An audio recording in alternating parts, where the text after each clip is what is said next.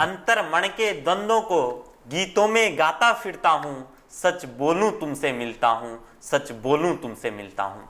नमस्कार, केवी स्टूडियो के इस खास कार्यक्रम कहता बेगूसराय बढ़ता बेगूसराय में आप तमाम दर्शकों का मैं कवि नीलेश हार्दिक अभिनंदन करता हूं, स्वागत करता हूं, वंदन करता हूं और खैर मकदम करता हूं। आज हमसे रूबरू होने के लिए भाई सोनू जी आए हैं, जो कि एक सामाजिक कार्यकर्ता हैं और वार्ड पार्षद का चुनाव लड़ने वाले हैं, साथ में आयशा के जिला सदस्य भी हैं। तो आइए मिलते हैं सोनू जी से। नमस्कार सर। जी नमस्कार, बहुत बहुत धन्यवाद आपको और डॉक्टर रोशन साहब को भी, जो हमको यहाँ अपने केवी स्टूडियो में बुलाए और अपनी विचारधारा को रखने का मौका दिए। सर, आप एक राजनीतिज्ञ कह सकते हैं, इसमें आपका प्रवेश कैसे हुआ? राजनीतिज्ञ हम अपने आप को नहीं मानते हैं, एक सामाजिक कार्यकर्ता के तौर पे अपने आप को देखते हैं और एक सामाजिक कार्यकर्ता के रूप में ही रहना चाहते हैं। राजनीतिक जो कहिए, मैं छात्र नेता के तौर पे हूँ, आयशा का जिला सदस्य हूँ, अभी कोई पद पे भी नहीं हूँ।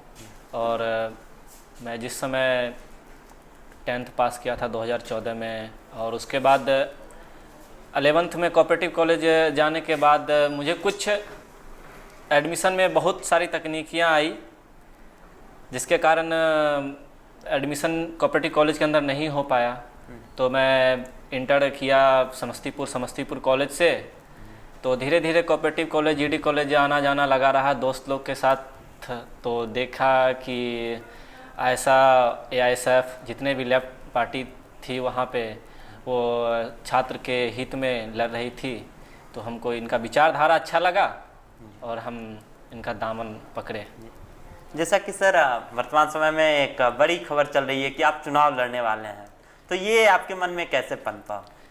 एक सामाजिक कार्यकर्ता के तौर पे हम गांव में थे, कोई भी मुद्दा ऐसा होता था, गांव से आते हैं, सिंघौल से आते हैं, कि बैकवर्ड गांव कह सकते हैं आप।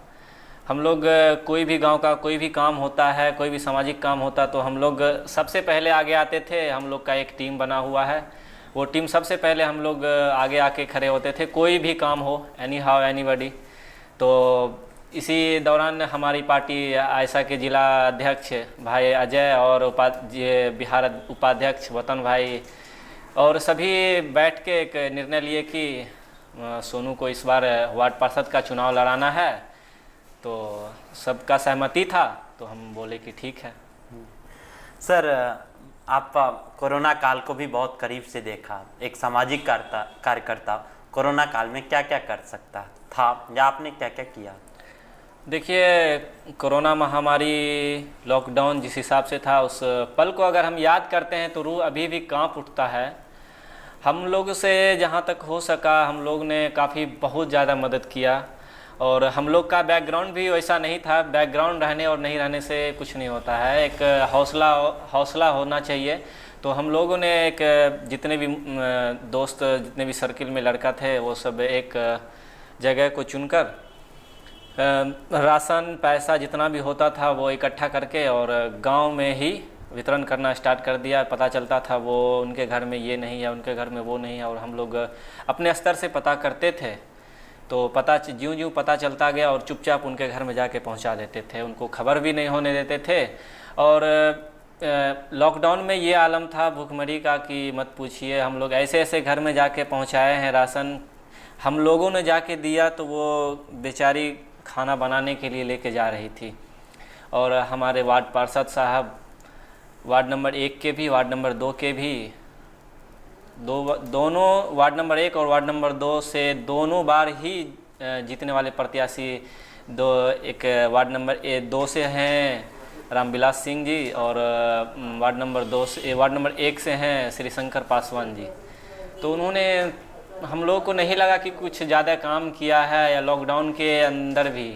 तो हम लोग को जहाँ तक हुआ हम लोगों ने मदद किया और आगे भी मदद करते रहेंगे और आगे भी मदद कर रहे हैं। सर, आपके परिवार वाले कभी मना नहीं करते कि राजनीति में क्यों आ रहे हो?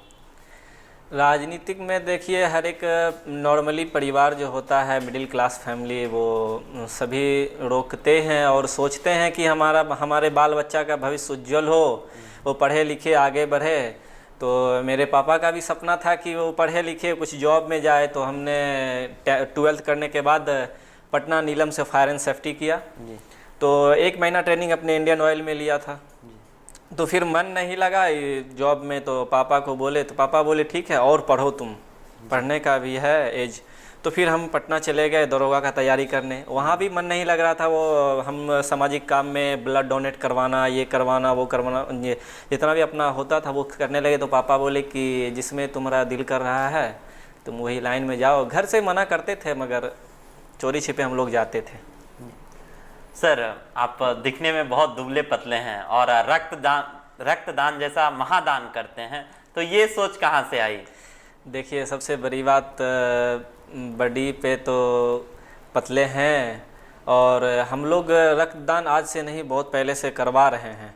जैसे कि अगर हम लोग को पता चलता, सोशल नेटवर्क, सोशल मीडिया के माध्यम से अगर पता चलता है कि इन्हीं को ब्लड चाहिए, ये ग्रुप चाहिए, वो ग्रुप चाहिए, तो जैसे ही पता चलता है वैसे ही हम लोग कॉल करते हैं और जितने भी सर्कल में है वो सर्कल में कॉल घुमाते हैं, ये ब्लड चाहिए, ये चाहिए। वो सब अपने अपने स्तर से सभी दोस्त जितने हैं वो सब कॉल करते हैं कि ब्लड, ये ब्लड ग्रुप ए पॉजिटिव या जो भी हो वो चाहिए। तो फिर अगर नहीं हो पाता, होता है तो हम लोग जाके ब्लड डोनेट करवा देते हैं। अगर नहीं होता है तो अपने गांव के अंदर जितना भी लड़का है वो लड़का से किसी न किसी से हम लोग लास्ट में ब्लड डोनेट करवाते हैं जाके, और इसी तरह से हम लोग मदद कर रहे हैं। लगभग कितनी दफ़ा आपने रक्तदान किया होगा? तकरीबन महीना में एक मंथ में तकरीबन समझ लीजिए कि 3 से 4 बार हम लोग ब्लड डोनेट करवाते हैं। और यही सब चल रहा है। सामाजिक कार्य भी बहुत सारे हैं हम लोग, जैसे कि आयशा के तरफ से हम लोग ज़िला में एक पाठशाला चला रहे हैं, फूले अंबेडकर पाठशाला पावर हाउस में। वो फ्री ऑफ कॉस्ट हम लोग बच्चा को पढ़ाते हैं। वो हफ्ता के अंदर एक ना एक दिन सभी लड़का के ऊपर बताया गया कि आप कौन सा दिन आइएगा, आप कौन सा दिन आइएगा, और वहाँ पे जाके हम लोग पढ़ाते हैं। और कुछ दिन पहले एक लड़की को भी अपने डीएम साहब ने सम्मानित किया था हमारे पाठशाला की, वो लड़की थी, छात्राएं थी। सर, ऐसा एक छात्र संगठन बहुत अच्छा काम कर रहा है, आने वाले भविष्य में वो कौन कौन सा काम करेगा? देखिए, गरीब, मजलूम और छात्रों का आवाज़ उठाती रही है और आगे भी हम लोग छात्रों का आवाज़ उठाते रहेंगे और हक के साथ थे और हक के लिए लड़ेंगे। हम लोग का तो कहना ही है, हम लोग नारा लगाते हैं, सबको शिक्षा, सबको काम, वरना होगी नींद हराम। शिक्षा पर जो खर्चा हो बजट का 10वां हिस्सा हो। हम लोग यह नारा लगाते रहते हैं और इसी के साथ हम लोग आगे लड़ते रहेंगे। गरीब मजलूम छात्रों का आवाज़ कॉलेज के अंदर हो, यूनिवर्सिटी के अंदर हो या फिर कोई शहर के अंदर हो, उठाते रहते हैं और उठाते ही रहेंगे। सर, अब सिर्फ वार्ड पार्षद का ही चुनाव लड़ेंगे कि आने वाले भविष्य में विधानसभा भी देख रहे हैं? देखिए, ये तो वार्ड पार्षद चुनाव लड़ने का उम्मीद हम तो नहीं किए थे। तो सभी पार्टी स्तर से भी और गांव के अंदर बैठ के एक बात हुआ कि एक लड़का को, एक नौजवान को आगे करना है जो काम करे। हम लोग ना ही करियर बनाने के लिए राजनीतिक में आए हैं, करियर बनाने का रहता तो काम करते, खाते और ऐश मौज से रहते।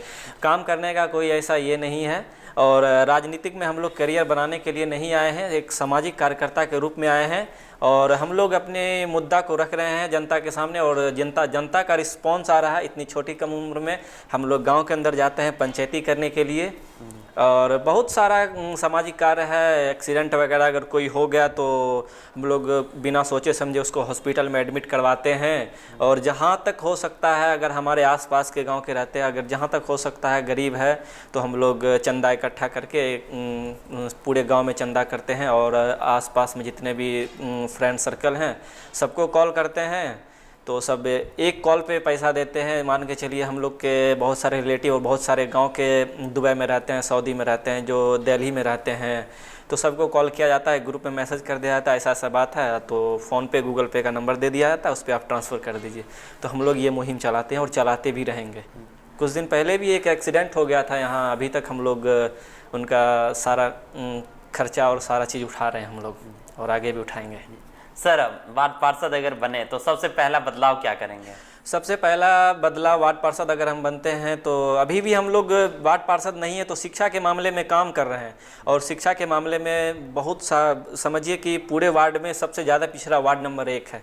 शिक्षा के मामले में काफ़ी छोटा छोटा बच्चा काम करने के लिए जाता है तो वार्ड पार्षद साहब इस पे ध्यान नहीं देते हैं और हम लोग का ये मुहिम है जीतने के साथ, जीते या हारे उससे कोई मायने नहीं रखता है जीतने में और नहीं जीतने नहीं में। सर, हम शुभकामना देते हैं कि आप जरूर वो बने। जीते और या हारे, हम लोग शिक्षा पे काम करेंगे। सबसे पहले तो 9-10 का क्लास चलवाने का कोशिश कर रहे हैं और उसके बाद 11-12 का और कंपटीशन तक का क्लास हम लोग फ्री ऑफ कॉस्ट चलाएंगे और छोटा छोटा बच्चा का भी वो मोहल्ला वाइज करके हम लोग चलवाएंगे क्लास। सर केवी स्टूडियो में आए, आपको कैसा लगा यहाँ आकर? बहुत अच्छा लगा सर।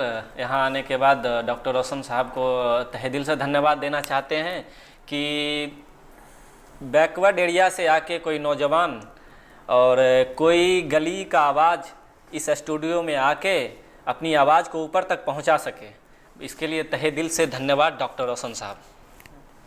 सर आपको भी बहुत बहुत शुभकामनाएं कि आप जरूर चुनाव जीतें और आने वाले भविष्य में एक प्रखर राजनेता बनकर उभरें। हम इसके लिए ढेरों शुभकामनाएं आपको देते हैं। बहुत बहुत धन्यवाद जी, सर। बहुत बहुत धन्यवाद आपका भी। बेगूसराय के प्रतिभाशाली लोकप्रिय समाज सेवी, खेल प्रेमी, कला तथा प्रत्येक क्षेत्र के सफल व्यक्ति का साक्षात्कार देखने के लिए आप जुड़े हमारे फेसबुक ग्रुप कहता बेगूसराय बढ़ता Begusarai. Like, comment and share जरूर करें।